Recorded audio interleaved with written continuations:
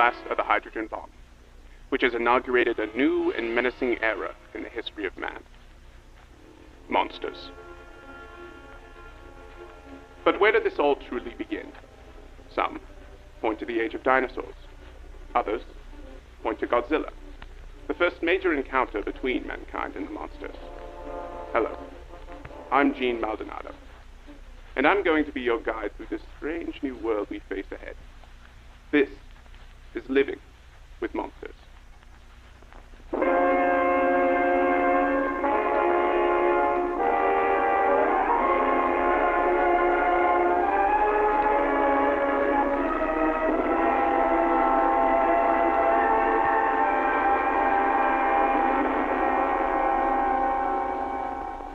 Monsters, or as scientists have labeled them, superfauna, have been a common part of our world for nearly 7 years now. 17 attacks on populated land. Currently, there are 5 active species of superfauna classified as a threat to mankind. That would include Godzilla, Anguirus, Canura, Gorgo, and finally, Manda. But where did they come from? Sightings of monsters have been recorded since the beginning of man. Ancient artifacts depict strange, weird creatures associated with death. But the world was first introduced to monsters in the motion picture phenomenon King Kong.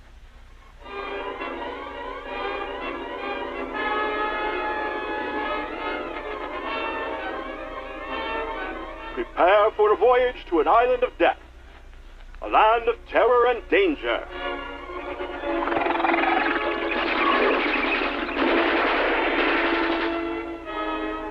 A prehistoric world alive today.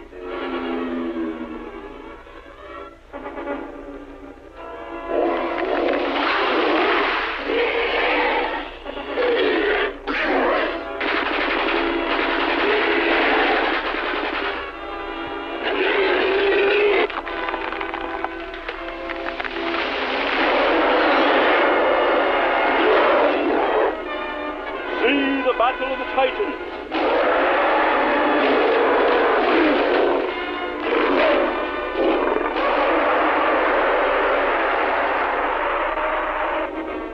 Wild, weird, wonderful. Stuff for which movies are made.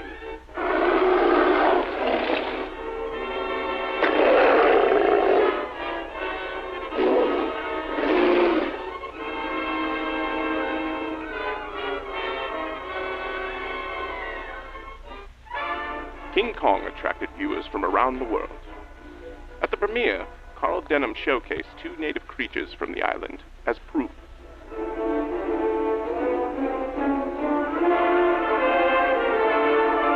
The public was stunned by the documentary film.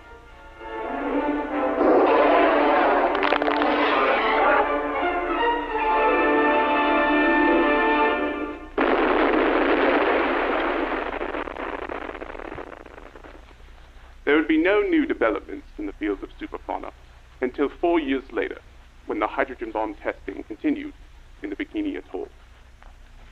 While the tests were successful, no one could have prepared for what came next. Washed ashore in a small Japanese village was a gargantuan reptile. Gojira, or Godzilla, as he's called in the West, is a dinosaur-like species believed to be hidden in the Pacific for millions of years, until the hydrogen bomb testing brought it to the surface. Scientists classified the creature as a member of the superfauna ecosystem, a group of extremely large animal species. Small fishing villages in Japan had already been aware of the creatures for centuries, but kept it a secret from the outside world. The most extreme of these called themselves Kaiju Kai, a cult that not only believed the monsters to be deities, but would occasionally sacrifice their own members to the sea as a peace offering. A few days later, after the corpse washed ashore, another Godzilla sunk 2 ships near Tokyo Bay and began its path of destruction towards the city. Preparations were set as Tokyo braced for the creature's landfall. They developed the anti-Godzilla wall that would surround the coastline and deter the creature with high voltages of electricity. Unfortunately, initial reports had miscalculated the size of the creature, assuming it to be that of a similar mass of the one that washed ashore.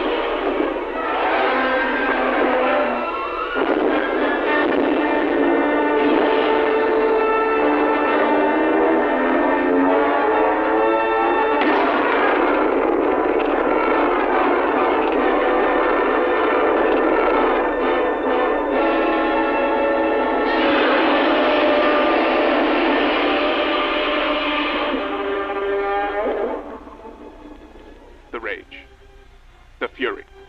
It was unlike anything our world had ever felt. No conventional weaponry could stop the monster. Professor Kyoei Yamane theorized that what washed ashore was an infant of the seasons, and what Tokyo had faced was in fact the parent. He also believed that the city lights may have been provoking to Godzilla. That theory would be put to the test as Godzilla returned later that week.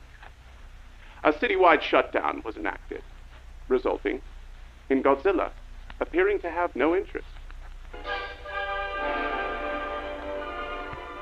The United Nations held an emergency meeting.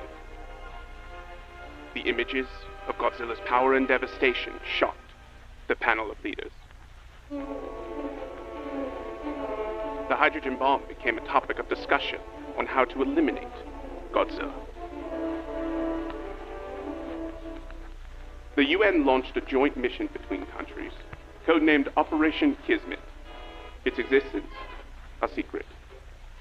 The plan was to lure Godzilla into a specified area when he would be eliminated by the H-bomb. General quarters. All hands man your battle stations. Set material conditions even throughout the ship. Make Z report DC sensing.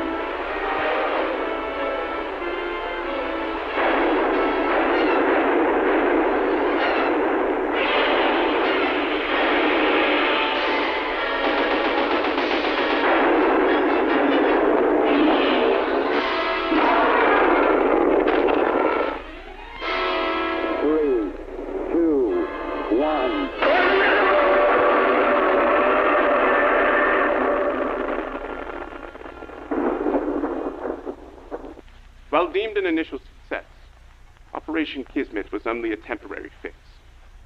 Shockingly, reports of another giant creature came in from Okinawa.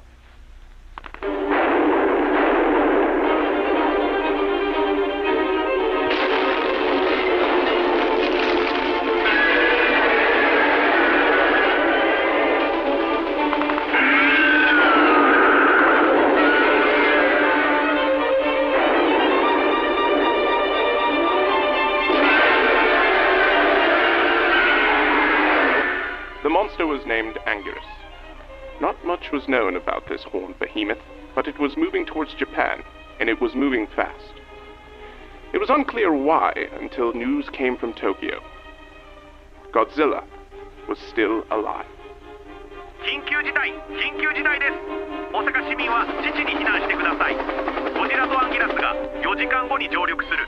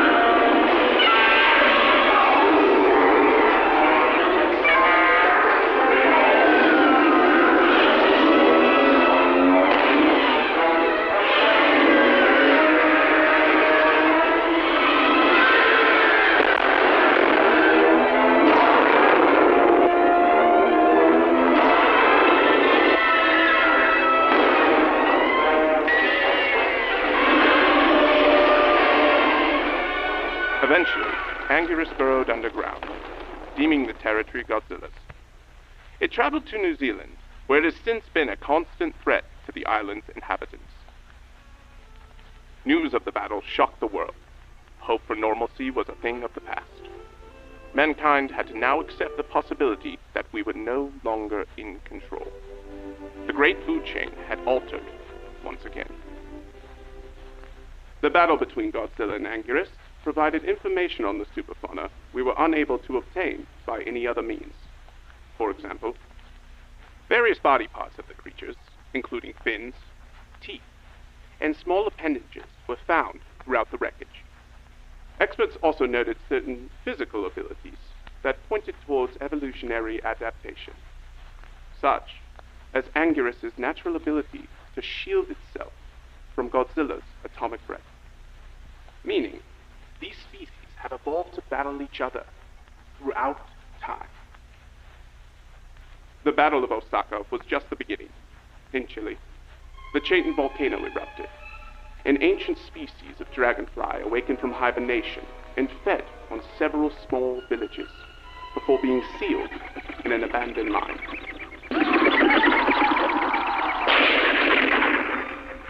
Volcanologists still believe something larger may be within the volcano as well.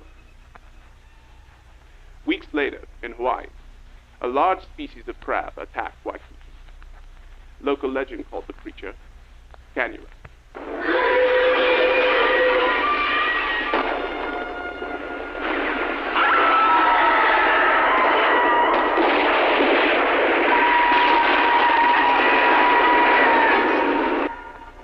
Cargo ships found entering the area to be impossible. Then, off the coast of Ireland, on the small island of Nara, sightings of a deep-sea dinosaur, later named Gorka. A mostly isolated monster who only appears to be aggressive when attacked by fishermen or the local military.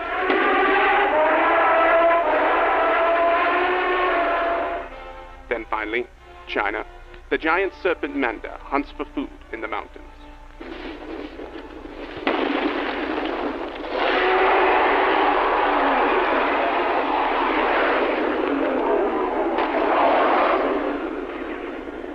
Professor Yamane theorized that further nuclear weapon use may have awoken these superfauna, who otherwise may have remained dormant.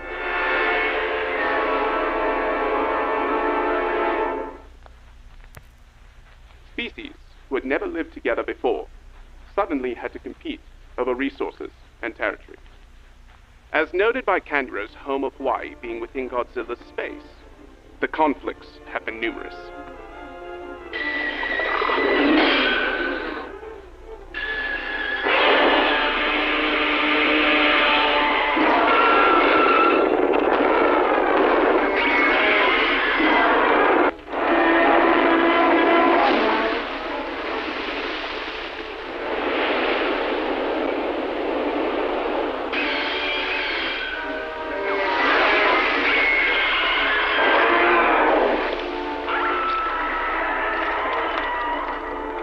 Similarly, Manda has been a constant rival where their territories collide in Hong Kong.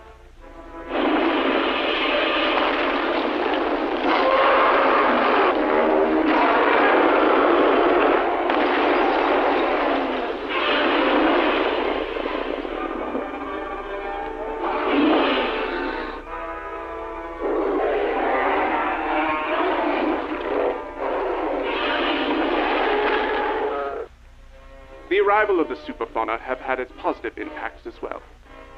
Fewer times in history have we seen mankind as united as it is today. Resources from around the world are brought together to face this new threat. The radiation produced in the wake of these attacks has also been shown to vastly improve the fertility of soil, resulting in superfoods. While inedible currently, scientists believe that within a few years we'll be able to harvest and assist in the global hunger issue. The United Nations has begun its process of crafting the Godzilla Counterattack Center, a world coalition group with a singular goal of researching how to destroy Godzilla and other similar threats. they've begun fast at work in developing resources and strategies to reduce casualties from these attacks, as well as create a universal system for detecting and monitoring superfauna activity. Currently, scientists are converging on Skull Island to conduct field research. They believe the secrets to the superfauna may lie within this prehistoric world.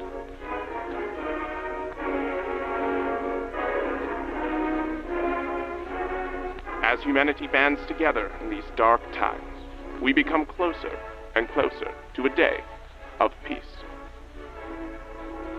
That will conclude today's program. This is Gene Maldonado, inviting you to be with us again soon for another look at living with monsters.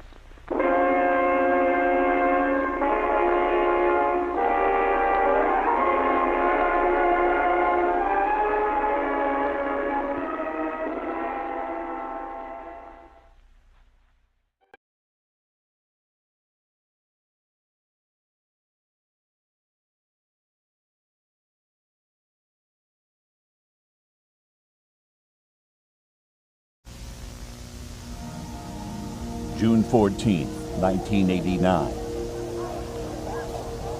It's a warm, clear Saturday in Florida when tragedy strikes.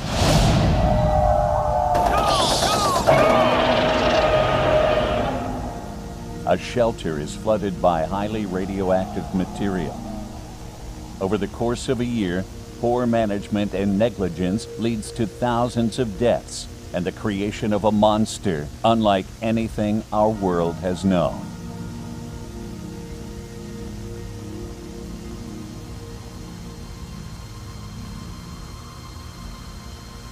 The Florida Everglades, days before the Shelter 54 incident. The genetic engineering company BioMajor has a pipe burst underneath their facility. The contamination reaches parts of the Everglades and causes a mutation in a small mosquito population, causing them to grow to extraordinary size. Dr. Nico Tatopoulos first observed the mosquitoes while monitoring the activity of Subject 17 in Mexico.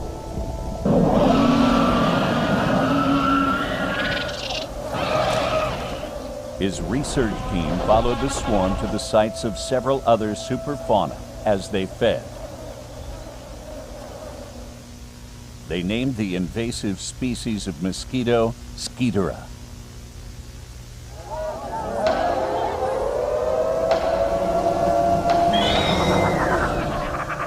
The Skeetura swarm returned to Florida, where it attracted the attention of Subject 16.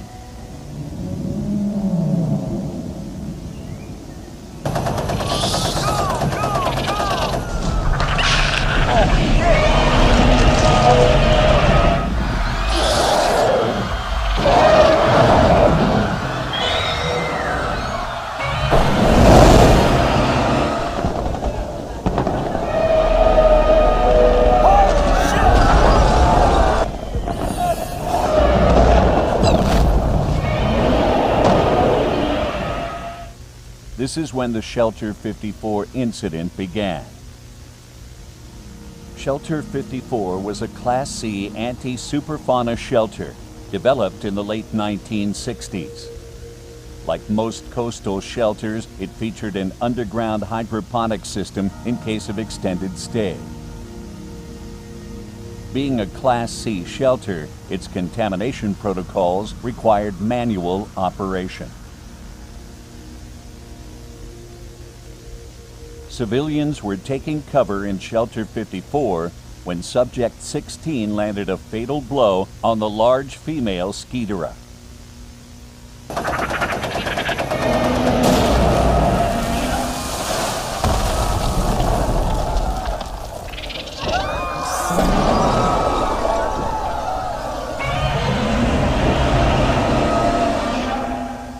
Anthony Harris and Stephen Kessler were the UNGCC operators of Shelter 54 at the time of the incident.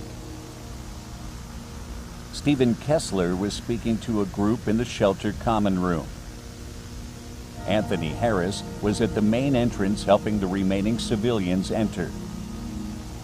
After Skeetero was crushed, her internal organs and collected blood rushed down into Shelter 54. The entrance was flooded with over 200,000 gallons of radioactive fluid.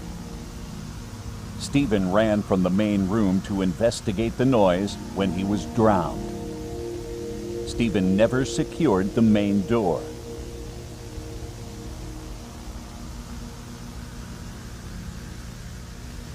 The following phone call is the last known communication from Shelter 54.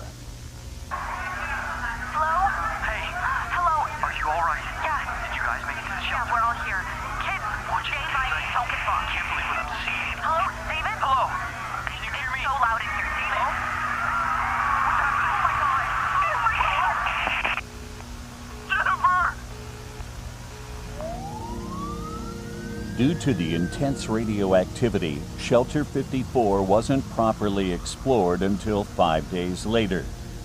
It was considered a complete loss of life.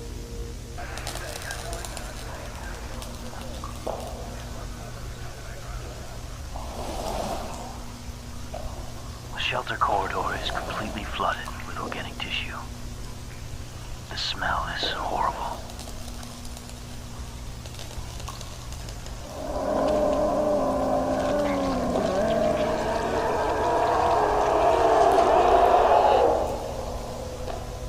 Looks like tendrils are growing from the shelter door. Plant-like in nature. I'm getting a massive radiation reading from inside. My God. This is impossible. In the main chamber, a massive botanical growth had taken over the room. The victims inside had not just been consumed by the organism, but were a part of it, as were the plants from hydroponic storage. The hybrid organism, at this time referred to as Subject 19, was hidden from the public. After being extracted, Subject 19 was transported to a UNGCC lab near Yokohama, Japan.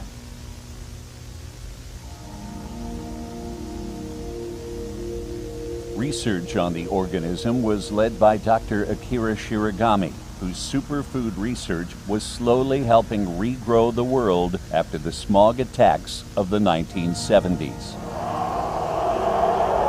Subject 19 was contained in a water tank with artificial sunlight. Dr. Shiragami estimated as many as 15 victims were being kept alive within the deep tissue of the mass. Medical extraction was ruled out when it was discovered the victims had been anatomically rearranged and conjoined together. The only victim that scientists were able to make contact with was 17-year-old Erica Johnson, who had not yet been fully merged. Using infrared machines that function based on eye and muscle movements, Dr. Shiragami was able to communicate with her. This is initial communication test with Subject 19. Hello. Can you hear me? Am I speaking with Erica? Yeah. Good. My name is Dr. Shiragami. I'm a scientist here to help you with your condition. Can you see your surroundings? Smell, feel, anything? I see life. Are you in pain, Erica? Yes. We all hurt. You're able to feel the others? I am everyone.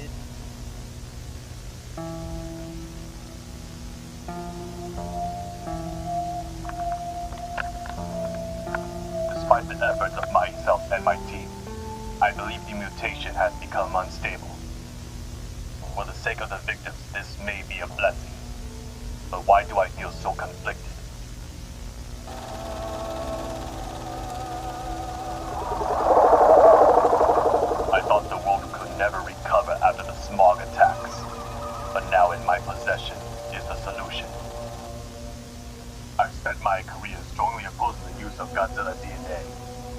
but it may be my only option.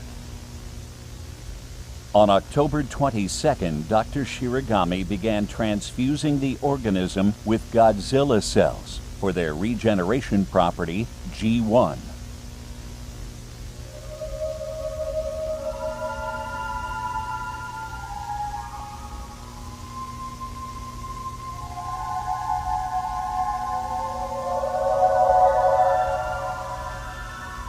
Subject 19 had taken on the form of a rose and grew beyond expectations. Erica, are you there? Yes. I've noticed you've begun responding less and less. Is something wrong? Something bad beside. Please. What? Please. I'm sorry, Erica. Unfortunately, you must remain under observation a little longer. Kill me. Kill me. Kill me.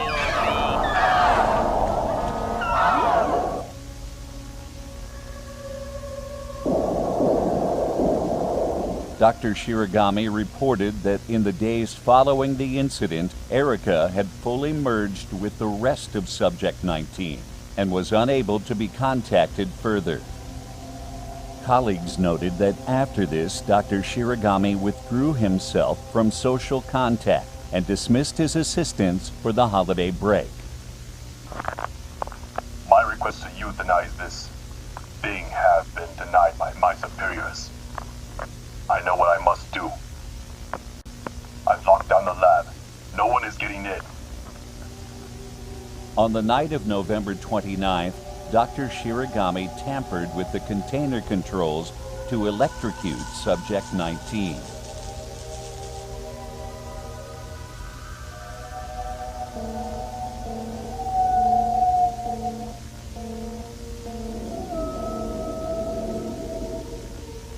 An industrial flamethrower was reported missing during an inventory check. When security confronted Dr. Shiragami outside the examination room, he revealed the weapon. Doctor, put the weapon This down. doesn't need to be a situation. This is your final warning! Just wait until the process is done. Put the weapon on the ground and move away from the door. Hold your fire. Tango down. What the hell was that?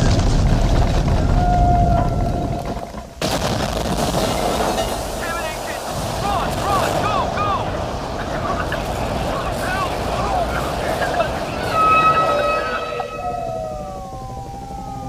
Subject 19 had begun growing exponentially and escaped underground, taking the facility with it and killing 112 in the process.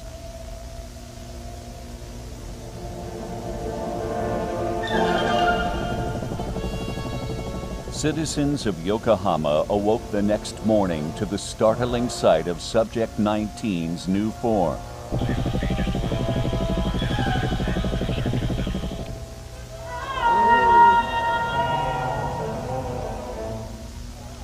The Japanese government ordered for Subject 19 to be destroyed to stop its roots from expanding further into the city. Scientists that previously had worked on Subject 19 cooperated to create a plan of attack.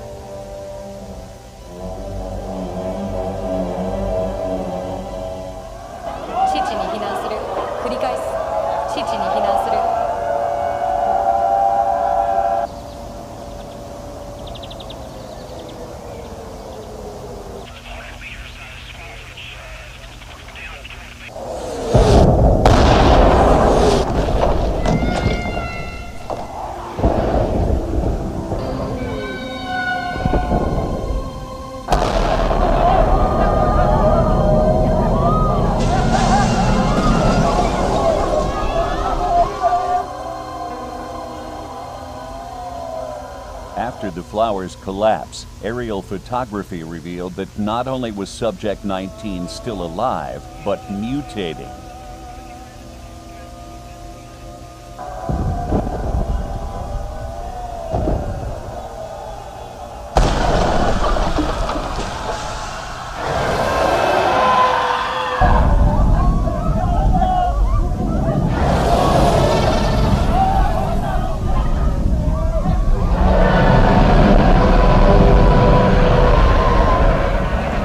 This time, Subject 19 took on a Godzilla-like form as it became mobile.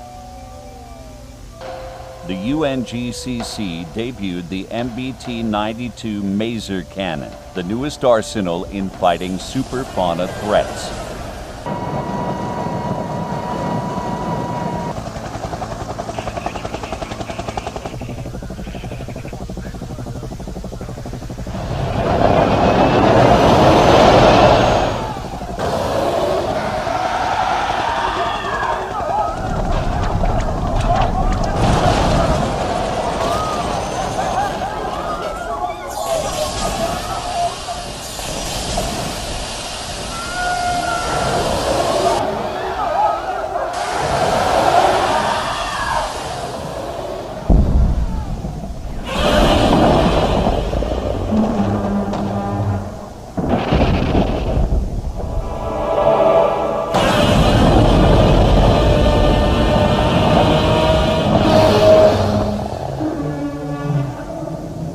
In a rare instance, Godzilla's immediate reaction was curiosity instead of aggression.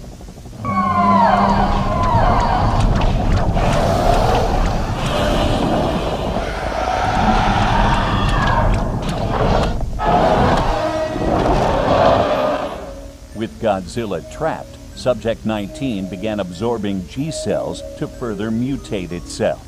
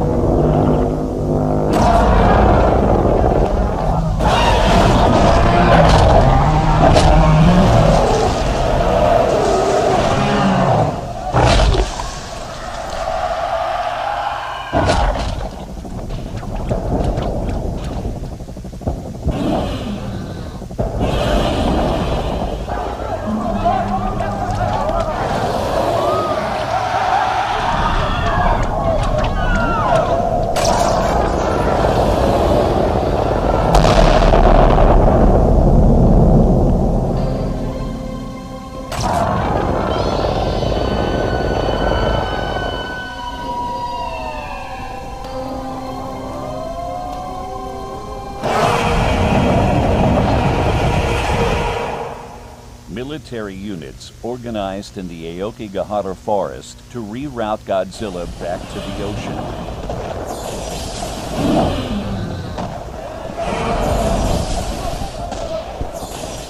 Radar showed a large mass moving in on his location.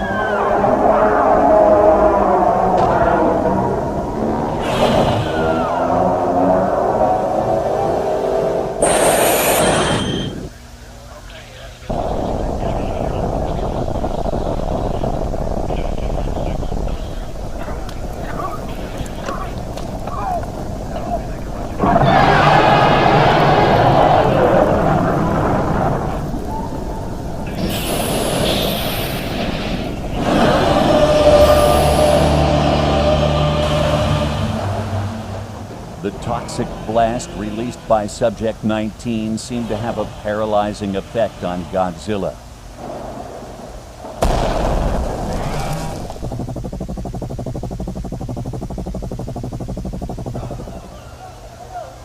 He was unconscious for 4 days before returning to the sea.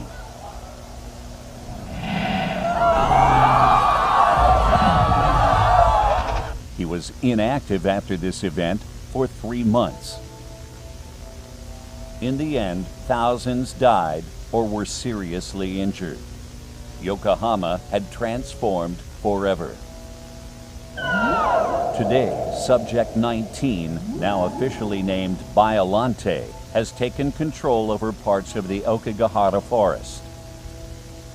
Although generally peaceful now, Biollante's presence has attracted several other superfauna that sometimes become aggressive when she's threatened.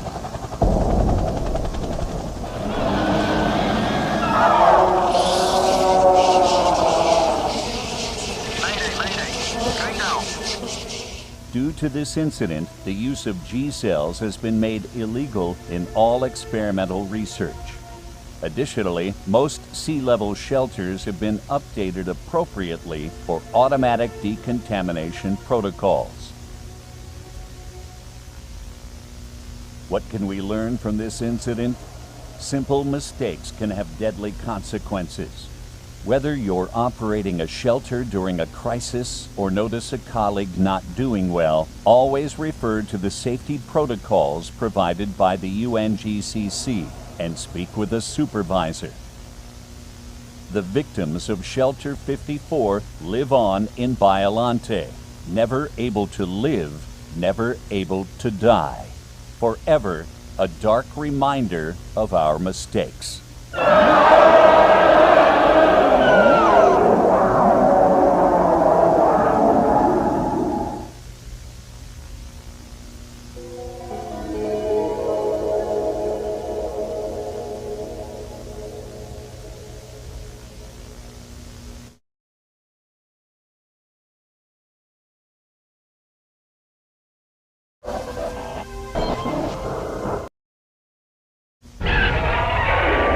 Explore the magnificent world of monsters with Super Fauna Safari.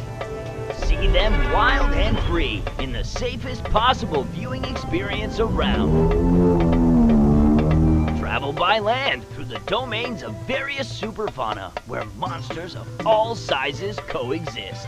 Or take a thrilling cruise in our specialized pheromone-protected boats to destinations throughout the world. Who knows? You might even catch a fight for territory. But what could be better than that? Seeing it all at the brand new low price of $1,999 per package. Again, that's just $1,999. Feel the earth tremble. Hear their mighty roars. The memories will last a lifetime. What are you waiting for? Book your tour with Super Fauna Safari at 1-800-MONSTERS. That's 1-800-MONSTERS. Super Fauna Safari is recommended for experienced riders only. Super Fauna Safari is not responsible for any injury or death that occurs after the waiver signing. Please research your destinations to understand the risk. Howdy, folks. Welcome aboard the Super Fauna Safari. Glad to have you here.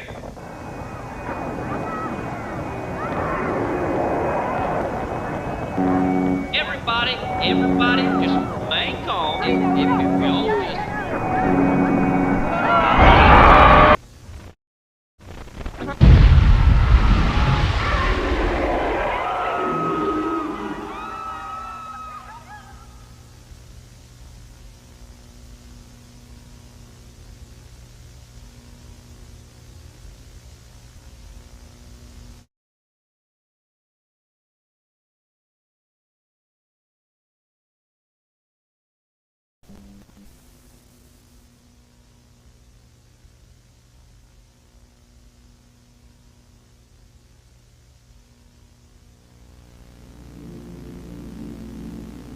Subject 25, classified by scientists as the Griffin, originated from a meteor that landed in Utah in November of 1994. Although the meteor was recovered, an alien organism escaped and went undiscovered for 3 days as it traveled to feed on animals in the form of a bat-like colony. In Kentucky, the colony settled in a forest where it's believed they formed into one singular mass. The griffin, which slowly started to take on a definitive form, made its way toward New York. Not long after, another predator began making its way to the same location that early readings first thought was Godzilla.